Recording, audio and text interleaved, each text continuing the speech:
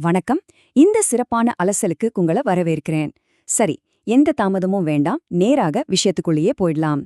இன்னைக்கு நாம ரொம்ப பிரம்மாண்டமான ஒரு உலகத்துக்கு போக போறோம். பண்டைய ஹஸ்தினாபுர சாம்ராஜ்யம். கொஞ்சம் கற்பனை செஞ்சு பாருங்க. அதிகால சூரிய வெளிச்சத்துல தங்கம் மாதிரி மின்னுற மாபெரும் அரண்மனை, கம்பீரமா பறக்கிற ராஜகொடிகள், பார்க்கவே பிரமிப்பா இருக்குல்ல. ஆனா இந்த அழகான வெளித்தோற்றத்துக்கு பின்னாடி மொத்த வரலாற்றையே மாத்தி எழுத போற ஒரு மாபெரும் புயல் உருவாகிட்டு இருந்துச்சு. இத கொஞ்சம் யோசிச்சு பாருங்க. சொந்த குடும்பமே உங்களுக்கு எதிரியா மாறும்போது அதுல உண்மையிலே ஜெயிக்க போறது யாரு? இந்த பிரம்மாண்டமான இதிகாசத்தோட மையமான ஆனா அதே சமயம் ரொம்ப துயரமான ஒரு கேள்வி இதுதான்.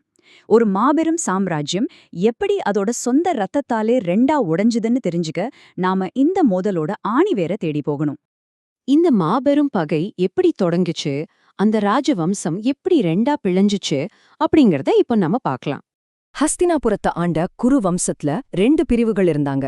ஒரு பக்கம் மக்கள் எல்லாரும் கொண்டாடின பாண்டவர்கள், யுதிஷ்டிரன், பீமன், அர்ஜுனன், நகுலன், சகதேவன்னு இந்த 5 பேரும் அசாத்தியமான வீரர்கள். இன்னொரு பக்கம் துரியோதனன் தலைமையிலான 100 கௌரவர்கள். அர்ஜுனனோட வீரத்தையும் பீமனோட அசுர பலத்தையும் பார்க்க துரியோதனன் மனசுல ஒரு ஆழமான பொறாம வளர ஆரம்பிச்சுது. அந்த பொறாம தான் அந்த ஒட்டுமொத்த மோதலுக்கும் ஆணிவேர்.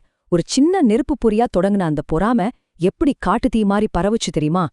இங்க நடக்கிற சம்பவங்கள்லாம் ஒரு ஹை ஸ்பீட் த்ரில்லர் படத்துல வர்ற மாதிரி இருக்கும். பாண்டவர்களை எப்படியாவது ஒழிச்சு கட்டணும்னு ஒரு கொடூரமான சதி நடக்குது. இரவோட இரவா முழுசும் மெழுகாலையே செஞ்ச அரக்கு மாளிகைக்கு தீ வைக்கிறாங்க. எங்க பார்த்தாலும் கொழுந்துவிட்டு எரியற நெருப்பு. ஆனா அதிர்ஷ்டவசமா விடுரர் முன்கூட்டியே கொடுத்த எச்சரிக்கையால பாண்டவர்கள் ஒரு ரகசிய சுரங்கப்பாதை வழியா தப்பிச்சிடுறாங்க. அதுக்கப்புறம் அவங்க கொஞ்ச நாள் தலைமறைவா வாழ்ந்தாலும் காலம் அவங்கள சும்மா விடல. மீண்டும் அரியாசனத்துல உட்கார வைக்குது. திரௌபதியோட ஸ்வயம்வரத்துல அர்ஜுனன் ஜெயிக்கிறாரு. அதைத் தொடர்ந்து பாண்டவர்கள் இந்திரபிரஸ்தம் அப்படின்னு ஒரு மாபெரும் புதிய சாம்ராஜ்யத்தையே உருவாக்குறாங்க. இந்த அபாரமான வளர்ச்சிய பார்த்து துரியோதனனோட பொறாமை தீ இன்னும் பலமா எரிய தொடங்குது. இந்த இடத்துல தான் ஒரு மிகப்பெரிய திருப்புமுனை நடக்குது. வஞ்சகம் நிறைந்த ஒரு சூதாட்டத்தால அந்த மாபெரும் சாம்ராஜ்யமே பறிப்போகிற அந்த இருண்ட தருணத்துக்கு போலாம். இப்போ ராஜசபைக்குள்ள நடக்கிறத கொஞ்சம் உத்து கவனிங்க. போர்க்களத்துல யாராலையும் அசைக்க முடியாத பாண்டவர்களை சகுனியோட தந்திரமான சூதாட்டவல ரொம்ப ஈஸியா வீழ்த்துது. அடுத்தடுத்து எல்லாமே கை நழுவி போகுது. முதல்ல ராஜ்யம், அப்புறம் அவங்களோட செல்வம், அதுக்கப்புறம் சொந்த தம்பிகளை, கடைசியா தன்னையே பணயம் வச்சு தோத்து போறாரு யுதிஷ்டிரன். சூதாட்டத்தோட போதையில தர்மம் தடுமாறின அந்த நிமிஷம் அவர் செஞ்ச மீளவே முடியாத ஒரு மாபெரும் தவறு. தாம் மனைவி திரௌபதியையும் பணயம் வச்சு இழந்ததுதான். அவங்க அவ்ளோ கஷ்டப்பட்டு கட்டியெழுப்பின எல்லாமே கண் முன்னாலேயே சில நிமிஷங்கள்ல சுக்குநூறா உடைஞ்சு போச்சு. இப்போ அந்த ராஜசபையில நிலவுன அந்த உறைந்த மௌனத்தை கொஞ்சம் நினைச்சு பாருங்க. கௌரவர்கள் நிறைஞ்ச அந்த சபையில திரௌபதி மிக கொடூரமான முறையில அவமதிக்கப்படுறாங்க. துஷாதனன் அவங்களோட ஆடியை இழுக்க முற்படுறான். அங்கிருந்த ஒருத்தர் கூட அவங்களுக்கு உதவ முன்வரல. வேற வழியே இல்லாம திரௌபதி முழுமையா கிருஷ்ணரை சரணடைறாங்க. அப்போ அங்க ஒரு பிரகாசமான தெய்வீக ஒளி தோன்றுது. துஷாதனன் இழுக்க இழுக்க கிருஷ்ணரோட அருளால அந்த புடவை முடிவே இல்லாம நீண்டுகிட்டே போகுது. அந்த மாபெரும் சபையே என்ன நடக்குதுன்னு புரியாம திகச்சு போய் நிக்குது. தனக்கு நடந்த இந்த கொடூரமான அவமானத்துக்கு பிறகு திரௌபதியோட கண்களிலிருந்து வந்த கண்ணீர் நெருப்பா மாறுச்சு. துஷாதனனோட ரத்தத்துல என் கூந்தல நினைக்காம அதை நான் முடிக்கவே மாட்டேன் அப்படின்னு அவங்க செஞ்ச அந்த அசைக்க முடியாத சபதம் பழிவாங்கலுக்கான விதைய ரொம்ப ஆழமா விதைச்சிருச்சு. இனி போர தவிர்ப்பது அப்படிங்கிறது சாத்தியமே இல்லாத ஒரு விஷயமா மாறிடுச்சு. சூதாட்டத்துக்கு பிறகு பாண்டவர்கள் அனுபவிச்ச கடுமையான தண்டனையும் அதன் விளைவா உருவான போருக்கான பாதையையும் இப்ப பார்க்கலாம். பதற்றம் எப்படி நாளுக்கு நாள் விஸ்வரூபம் எடுக்குதுன்னு பாருங்க. 12 நீண்ட வருஷங்கள் காட்டுல கடுமையான வனவாசம். அப்போ அவங்க பல தெய்வீக ஆயுதங்களை சேகரிக்கிறாங்க.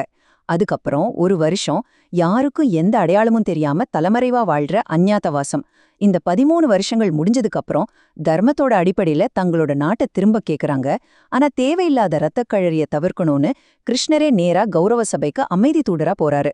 மொத்த ராஜ்யமும் வேணாம், பாண்டவர்களுக்கு வாழ வெறும் 5 கிராமங்களையாவது கொடுத்துடுங்கன்னு கேக்குறாரு. ஆனா அதுக்கு துரியோதனனோட பதில் என்னவா இருந்துச்சு தெரியுமா? ஒரு ஊசியோட முனை அளவு நிலத்தை கூட நான் கொடுக்க மாட்டேன். இதுதான் அகந்தையோட உச்சகட்டம். இந்த ஒரே ஒரு வாக்கியம்தான் எல்லாவற்றையும் ஒரு முடிவுக்கு கொண்டு வந்துச்சு. அமைதிக்கான எல்லா கதவுகளும் மொத்தமா அடைக்கப்பட்டுடுச்சு அப்படிங்கறத இந்த வார்த்தைகள் ரொம்ப ஆணித்தரமா சொல்லிருச்சு. இனி பின்வாங்க வழியே இல்ல. விடியற்காலையில போர் பறைகள் முழங்க ஆயிரக்கணக்கான யானைகள் மாவீரர்கள்னு குருக்ஷேத்திர போர்க்களம் எப்படி அதிர்ந்ததுன்னு பார்க்கலாம். 18 உலகமே பார்த்து பயந்த அந்த மாபெரும் போர் வெறும் 18 நாட்கள் தான் நடந்துச்சு. ஆனா இந்த குறுகிய காலத்துல உலகத்தோட தலைசிறந்த மாவீரர்களும் கணக்கில்லாத லட்சக்கணக்கான உயிர்களும் அந்த குருக்ஷேத்திர போர்க்களத்துல மாண்டு போனாங்க. இது வெறும் போர் மட்டும் கிடையாதுங்க. தர்மத்தோட எல்லைகள் அப்பட்டமா மீறப்பட்ட ஒரு பெருந்துயரம். யாராலையும் வெல்ல முடியாத பீஷ்மரை வீழ்த்த சிகண்டிய ஒரு கேடயமா பயன்படுத்தினாங்க. மாபெரும் குருவான துரோணரை வீழ்த்த அஸ்வத்தாமா அப்படிங்கிற யானை இறந்ததை தந்திரமா பயன்படுத்தினாங்க. அர்ஜுனனோட இளம் மகன் அபிமன்யவ சக்கர வியூகத்துல சிக்க வச்சு அநியாயமா கொன்னாங்க. சகதில மாட்டிக்கிட்ட தேரோட சக்கரத்தை எடுக்க போராடும் பொழுது கர்ணனை வீழ்த்தினாங்க.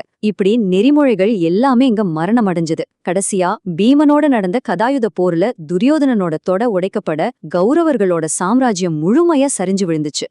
போர் முடிஞ்சுது. ஆனா அந்த வெற்றி அவங்களுக்கு எதை கொடுத்துச்சு? அந்த இறுதியான உண்மைய பார்க்கலாம். போர்ப்பறைகளோட சத்தமெல்லாம் அடங்கிடுச்சு. எங்க பார்த்தாலும் உடைஞ்சு போன தேர்கள், எண்ணிலடங்கா சடலங்கள். அந்த இடத்துல ஒரு பயங்கரமான மனச உழுக்கிற அமைதி நிலவுச்சு. தொழில்நுட்ப ரீதியா பார்த்தா பாண்டவர்கள் இந்த போர்ல ஜெயிச்சுட்டாங்க. ஆனா தன்னோட சொந்த பந்தங்கள், குருமார்கள், மகன்கள்னு எல்லாரையும் இழந்துட்டு அவங்க அடைஞ்ச இந்த வெற்றி அவங்க சொந்த குடும்பத்தோட சாம்பல் மேலதான் கட்டப்பட்டிருந்துச்சு. அவங்க மனசுல வெற்றியோட கொண்டாட்டமே இல்ல, ஈடு செய்ய முடியாத பெருந்துயரம் மட்டும்தான் மிஞ்சிருந்துச்சு. போர் தொடங்குறதுக்கு முன்னாடி எதிரணியில நிக்கிற தன் சொந்த உறவினர்களை பார்த்து அர்ஜுனன் மனம் உடைஞ்சு நின்னப்போ கிருஷ்ணர் அவருக்கு சொன்ன மிக ஆழமான ஒரு தத்துவம்தான் இது. உன் கடமைய செய், பலனை எதிர்பார்க்காதே. முடிவுகள் என்னவா இருக்கும்னு கவலைப்படாம தர்மத்தோட பக்கம் நின்னு செயல்படணும் அப்படிங்கிறது தான் பகவத்கீதையோட சாராம்சமா இன்னைக்கும் நமக்கு வழிகாட்டிக்கிட்டு இருக்கு. நாம இதுவரைக்கும் பார்த்த இந்த முழுமையான வரலாற்று அலசலோட ஒட்டுமொத்த சுருக்கமும் இதுதாங்க. எந்த சமரசத்துக்கும் இடமளிக்காத அளவுக்கு இருக்கிற அகந்தை நிச்சயமா பேரழிவைத்தான் கொண்டு வரும். ஆனா வழியில எவ்வளோ தடைகள் வந்தாலும் சரி, இறுதியில தர்மமே நிலைச்சு நிக்கும். கடைசியா உங்களை ரொம்ப ஆழமா சிந்திக்க வைக்கிற ஒரு கேள்வியோட இந்த அலசல நான் நிறைவு செய்றேன். இதை கொஞ்சம் பாண்டவர்களோட இடத்துல இருந்து சிந்திச்சு பாருங்களேன். நீங்கள் நேசிக்கிற அனைத்தையுமே விலையா கொடுத்து பெற ஒரு வெற்றி, உண்மையிலே அது ஒரு வெற்றிதானா? இந்த கேள்விக்கான விடையை உங்களோட சிந்தனைக்கே நான் விட்டுடுறேன். மீண்டும் இதே மாதிரி சுவாரஸ்யமான இன்னொரு தகவலோட உங்களை சந்திக்கிறேன்.